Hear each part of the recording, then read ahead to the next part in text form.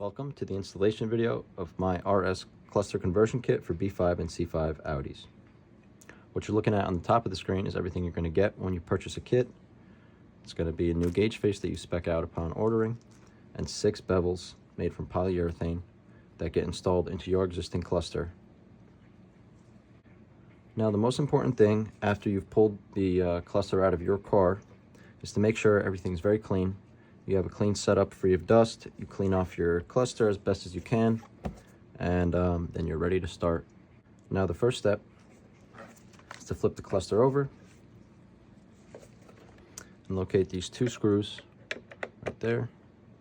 Zinc plated screws, and it's a T10 that you're going to use to pull these guys out.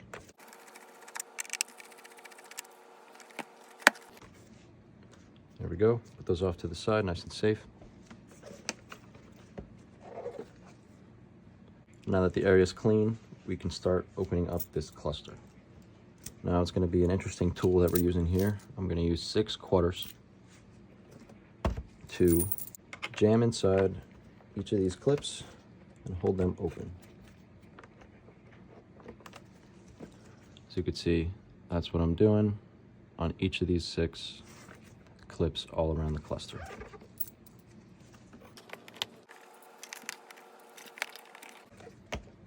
Now, as you can see, this cluster is already starting to pop open because it's already been opened before.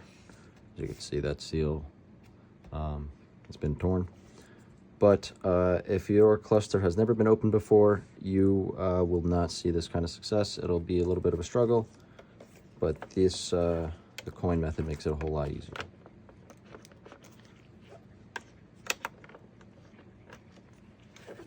We have all 6 coins in place. This cluster did just pop right open. Sometimes you need to use a flathead screwdriver to access these 2 clips on either side, which are also holding it in pretty tight. Now that we have this opened, put everything away. Make sure you put your cover in a clean, safe location. In the meantime, we don't want any dust to enter inside of that. It's going to be hard to clean out.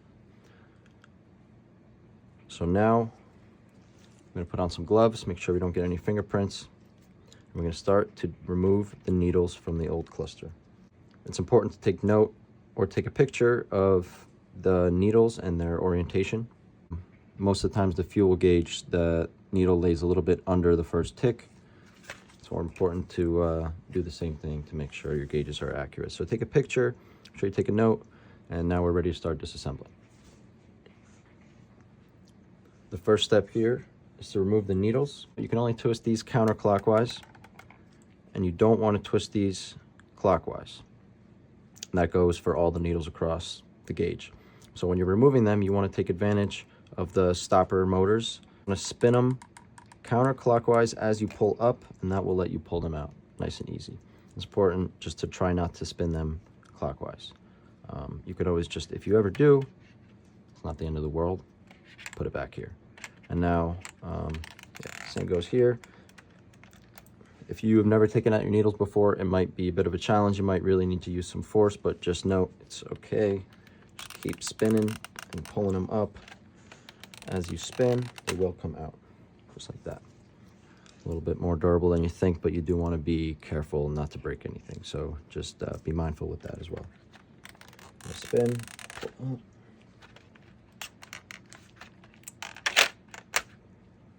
As you can see, that gauge paper kind of flipped out. We'll get to that later, getting ahead of itself. Here we are, all needles gone. You can move these away to a nice, safe location. We're ready to remove the gauge papers. The small accessory ones come out really nice and easy. Pop up, flip right out. Make sure you note that there are little slots right there. It's important to note going back in. These bigger gauges, they have little locks. This one has one right up here. You're gonna pull it and rotate. Just like that, you'll see 2 notches that are going to align with the 2 notches here, and you'll be able to pull it right out. Here's the lock. Pull it out. And There we are. All gauges are removed. Now, we're going to pull out our new gauge papers, which this version right here is the black with the new S4 logo. It's a common upgrade. I have some other examples here. We do have the gray, no logo, black and gray version. Here's a similarly old logo. Somebody wanted to keep their style. All black, no logo.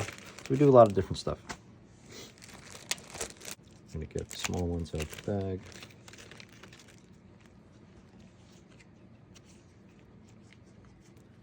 And there we are. So once we're here, the installation is going to be pretty much the reverse of what we just did.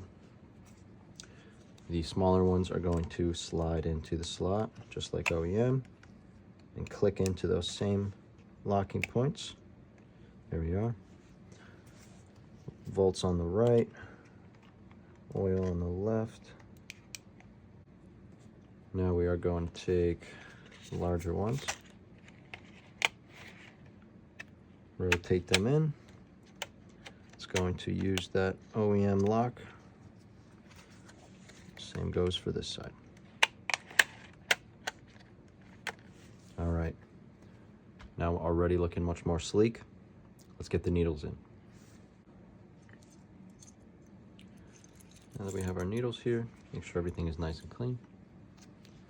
We are going to start reinstalling. Now all of these smaller needles can be interchanged. Same with the two main needles, so you don't have to worry about mixing them up. We're going to start ahead, pushing down at the same time as I'm turning counterclockwise. I'm going to push all the way down, make sure it's in there firmly. And here's the trick. You're going to align it only by rotating counterclockwise. If you miss your alignment point, you have to go back a full rotation. So here, I know I want this right below the tick. Make sure I get there. I went too far. Go all the way back around. That looks good to me. Same process. I'm going to go with all the other ones first, small ones.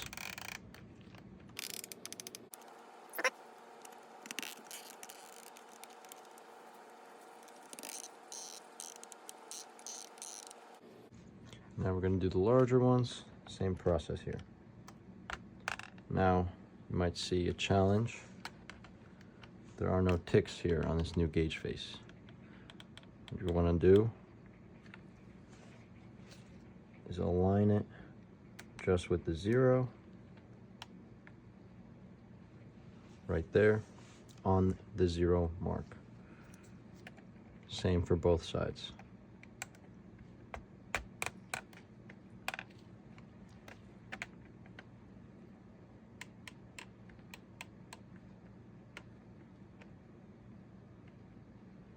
That looks good to me. Now we're going to make sure that there's no fingerprints, dust anywhere on this, and put this off to the side. Now we're going to bring in our cluster cover and our rings. The installation is very straightforward. You're just going to want to get to the back of it here. And as you can see, one ring will be marked RPM on the top. It's pretty clear to see which one is RPM by the markings here, but obviously RPM is going on the left side. And this slope on the top of the ring should match up with the slope on the top of the inside of this cluster, and you'll see what I mean in just a second. We're going to obviously be using gloves right now because we don't want to introduce any fingerprints anywhere. Once you seal this up, it's going to be very difficult to clean, and obviously in the first place, getting fingerprints off plastic is a messy process. So please make sure you're being smart and using your gloves. Now, we're going to look at this ring. There's grooves, and that groove is going to slide right into this plastic here. I'm going to shove that in on the bottom. I recommend you start at the bottom. You can see the alignment over here. I know it's all black, but the alignment right here, that's what you're looking for. There's also a notch right there. It's going to line up with that notch right there. You'll see it right there. Now you're going to make sure everything clicks right in. This is a flexible material, so it can flex. Don't worry about scrunching it up or anything. It'll come back to its original shape. And you might need to use a little bit of force to pull backwards on this part to get it to slide in towards the end. Overall, should fit in just like that. You're going to see it poke out the other side there, and that is your installed bevel. Now, you see, I got to adjust it slightly still. I do want this to perfectly match up around that, right? This does look pretty good, but that needs to be perfect. So we're going to shift it little by little, as much as we can. It'll go. Oh, shifted a little too much. Just like that. Now we're going to do the same thing on the other side for the speed. You can see this one's got the logo. Yeah, very nice stuff. I'm going to start on the bottom, click that in.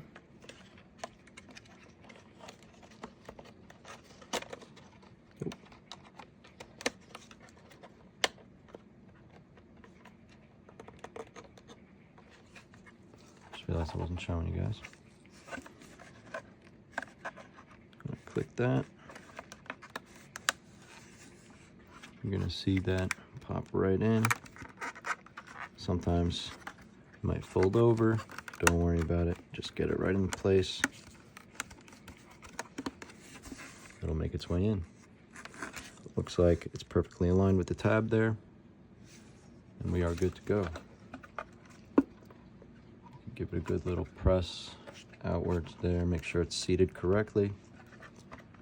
And those are some nicely installed rings. Now, I know there's been some questions recently I've gotten in the past. Some C5 clusters have those silver rings, and they come from factory. Now, once you're at this stage, obviously before you install these, those rings can pop out with a little bit of force, a little bit of a flathead screwdriver, and you just poke them right out. Be careful not to scratch anything on the inside as they're coming out. But they do come out, and these will cover up the glue from all of the rings. Same for the small guys. And yeah, that's something to note, that this is compatible with those types of clusters as well. Now we're going to go back and install the little ones. Same process, very easy. They just kind of slide, screw them in. See, they'll just pop in there, just like that. Put a little outwards pressure. That's it. They're installed.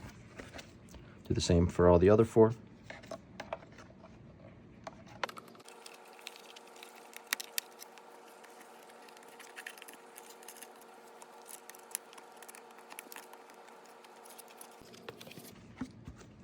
There you have it. 6 bevels installed into your B5 cluster. These already look awesome. Now we're going to make sure, wipe everything down nice and clean, the clean microfiber towel. Now once we have both halves together, it's a nice and easy process to seal it up. We're going to make sure that these two are aligned. These can be a little bit wonky sometimes, especially this guy. Move this to the center. You're going to align those holes with those pins, those knobs, and click your cluster right in.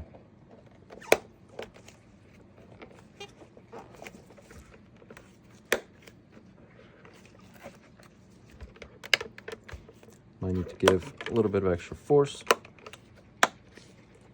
to these clamps with your hands, because these rings do introduce a little bit of extra thickness, and just gotta close a little tighter.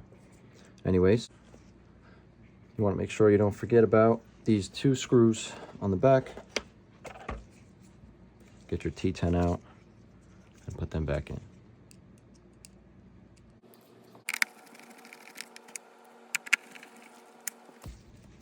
And just like that, you have a fully installed RS cluster conversion kit in your B5 or C5 cluster. Now, it is important to note that if you see your needle sticking or touching the ring or the bevel at any time during operation, that you should either bend the needle upwards or sand the tips of them down a little bit. This specific cluster has actually had the tips of the needles sanded slightly. As you can see, it does come to a point, so make sure you're sanding each side at a time with some very, very fine sandpaper, either 400 grit or above. And this has been a problem in the past, but I have corrected this with a new iteration of these bevels that are thinner, which is current now. And you know, I've done a lot of iterations in the past, but so far this is the best. So here we are. Feel free to shoot me a message if you're interested, or if you have any questions, feel free to comment down below. And thank you for watching.